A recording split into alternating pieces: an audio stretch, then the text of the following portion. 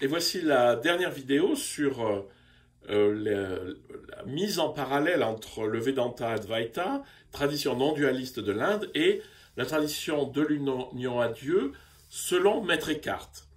Et donc, on a vu que la prise de conscience, la réalisation de la nature profonde de l'âme individuelle, qui était l'âme universelle, qui était Brahman, qui était Dieu, était vraiment la libération.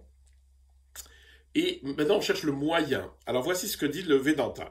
La connaissance est le moyen de la libération. C'est par la connaissance de sa vraie nature qu'on parvient à la libération, et non par les rituels ou les bonnes actions seules. Eckhart va dire de l'autre côté, ils sont fous, ceux qui croient que Dieu s'unira à eux grâce à leurs actes de pénitence.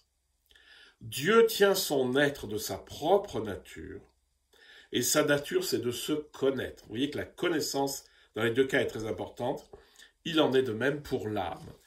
C'est-à-dire que la libération, c'est vraiment, c'est ce qu'on a dit plus haut, hein, c'est-à-dire de se reconnaître comme étant de nature, alors on va dire divine, ou de la conscience infinie qui tient le monde, qui inclut le monde et qui est à la source du monde.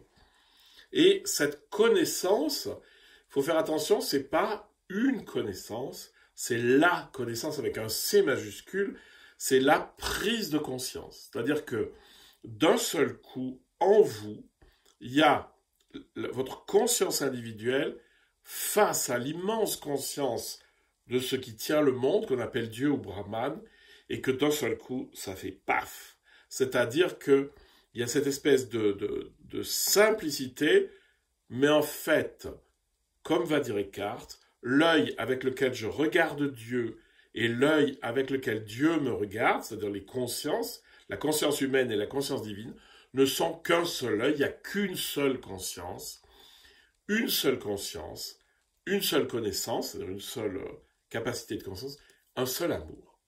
Donc voilà, vous avez vu, on ne peut pas comparer mot à mot ces deux traditions.